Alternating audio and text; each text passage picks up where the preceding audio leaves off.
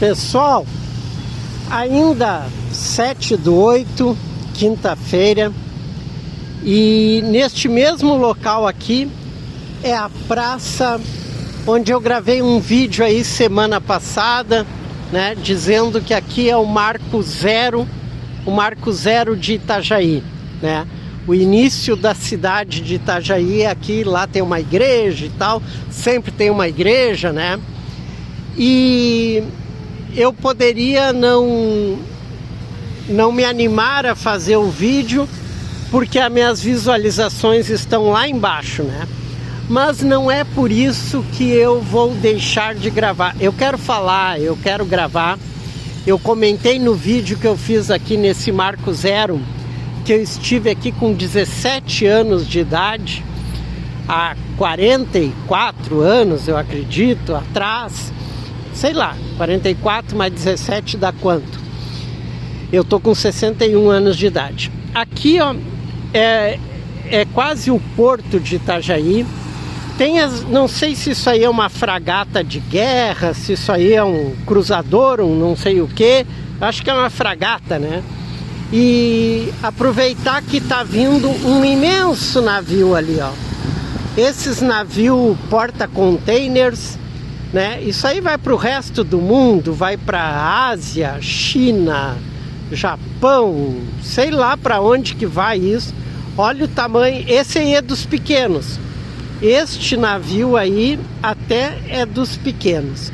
Já vi navios aí com 3 vezes o tamanho em termos de comprimento, de altura, de largura, muito maiores que esse aí que tá indo para o mundo afora, né?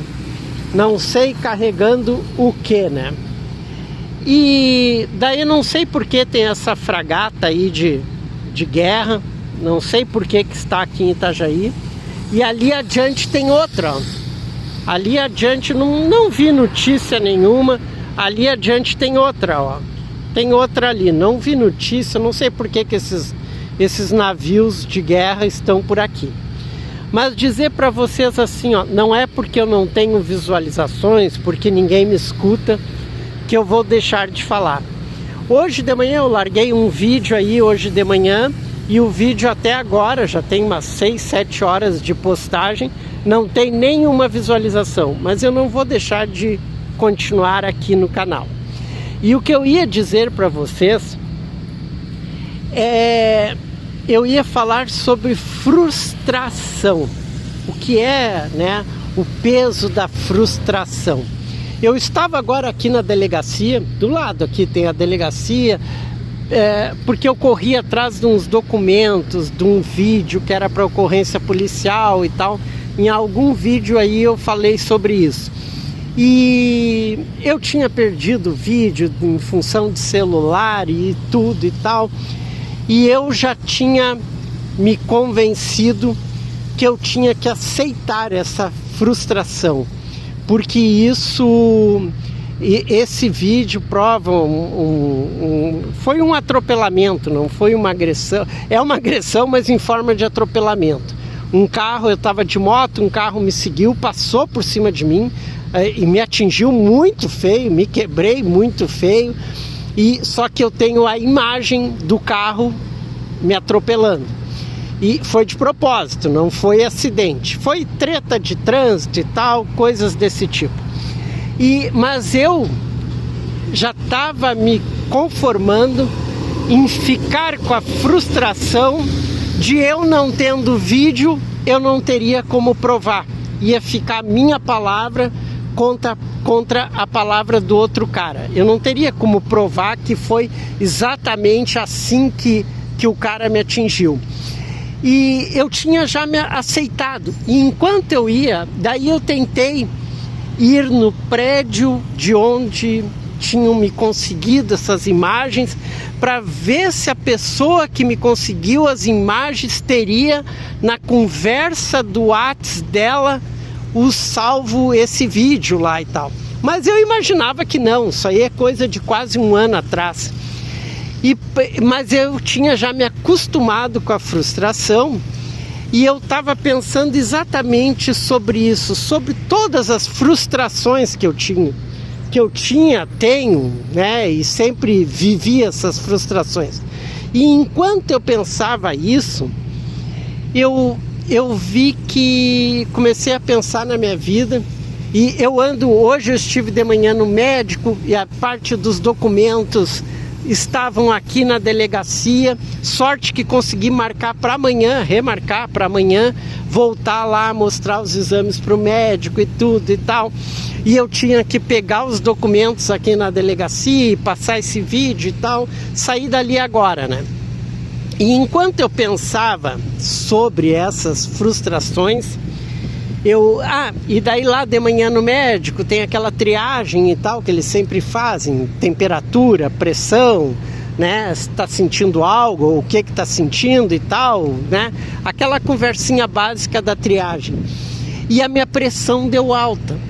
E todas as vezes que agora tem me medido a pressão, a minha pressão tem dado alta. E eu sempre fui uma pessoa que tive a pressão considerada normal a vida toda. Então, até os meus 60 anos de idade, a minha pressão sempre foi considerada normal. Agora, aos 61 anos de idade, nessas últimas medições de pressão, todas elas deram alta. Hoje, então, deu a mais alta de todas. Deu 18/10. Eu não sei o que, mas eu sei que é alto, me disseram que é alto. A minha pressão sempre dava 12 e não sei o que lá, 12/8, uma coisa assim, que diziam que era normalíssima. E agora tem dado esses números 16, 18. E na última vez que eu conversei com a médica no posto de saúde, a gente ainda conversou, olha, todas as vezes que eu meço a pressão, eu estou num estado de estresse tremendo, eu estou num momento de acidente, eu estou numa emergência, eu estou completamente comprometido, né? Pode ser por aí que a minha pressão está alta. Só que eu pensando em tudo isso, não. O nível de estresse que eu vivo, o nível de estresse, falei para vocês do burnout, que é o estresse, violentismo, mas isso é permanente em mim. E mais esses acidentes e uma série de ocorrências e de fatos terríveis que sempre me acontecem, e eu penso, não, isso aí, a pressão alta é derivada, é o resultado de tudo isso que eu vivo, né? Tenho vivido só isso permanentemente, né? Então é resultado de tudo isso. E eu, no momento que eu estava pensando sobre a frustração de eu não ter como provar essa ocorrência, por eu não ter o vídeo e tudo, e já aceitando, eu comecei a pensar, cara, o que eu mais queria na vida era ser sábio. Eu queria ser sábio. Não me bastava ser inteligente, eu achava que eu era inteligente, mas eu queria ser sábio, sabedoria. Eu queria aquela sabedoria de livros, não de livros de conhecimento, eu digo de livros quando te contam histórias de personagens, de seres, pessoas sábias. O meu sonho era ser sábio. Mas eu sempre achei que pelo desenrolar da minha vida não tinha nada de sábio na minha vida. A minha vida era uma vida de excessos, de tranqueiras aqui e ali, mas não tinha sabedoria em tudo. E isso vem dessa vontade já de conhecimento, e por eu me achar inteligente e tudo, eu queria ser sábio. E eu interpretei hoje, durante todos esses fatos, eu interpretei se ser sábio não é isso. Para uma pessoa que teve só frustração, só, a vida inteira, 61 anos de frustração, eu perder esse vídeo seria só mais uma frustração. Eu não conseguir condenar, acionar o cara lá que me pegou, seria só mais uma frustração.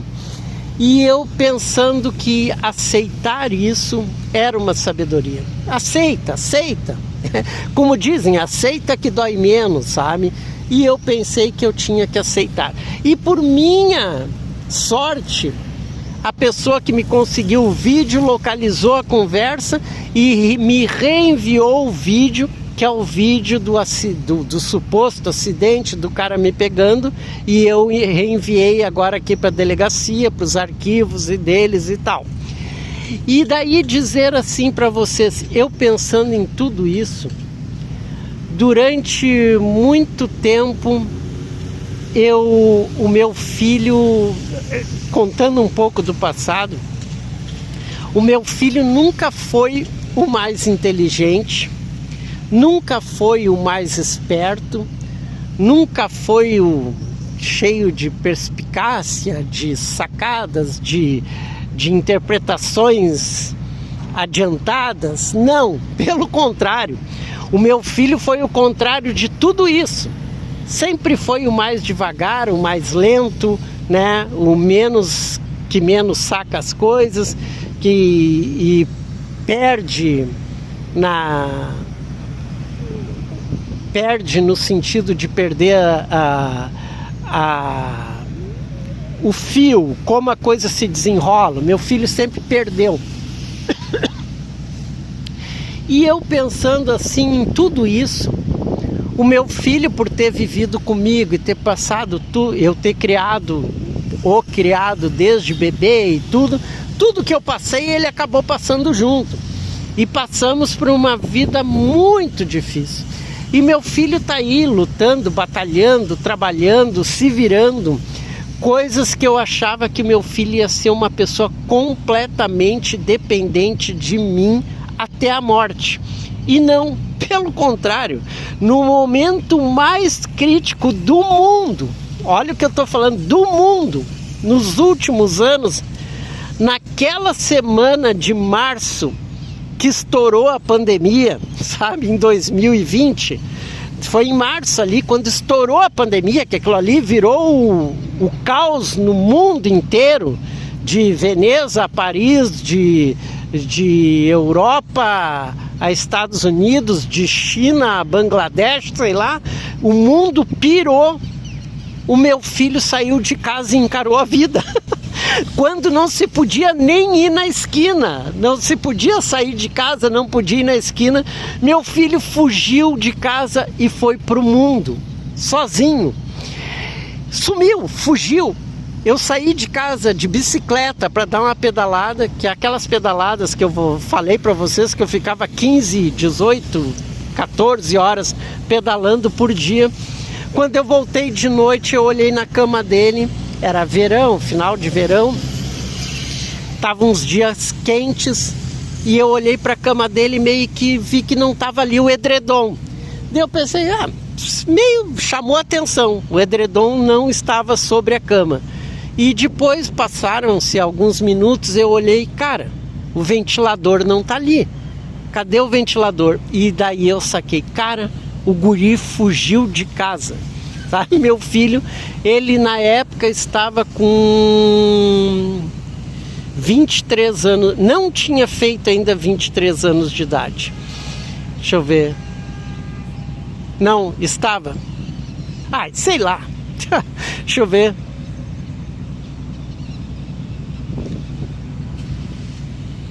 Estava com 20, ia fazer 23 anos de idade, estava com 22. E o guri simplesmente fugiu de casa, encarou a vida, na hora que não se podia nem sair para ir na esquina, em pleno início da pandemia. E eu pensando, se eu fiz alguma coisa certa na minha vida, eu acredito que eu fiz. O meu filho é um homem, e é um baita homem, e é um homem muito melhor do que eu. Se eu estou aprendendo aos 61 anos a viver com frustração, meu filho aprendeu isso desde bebê. Fui!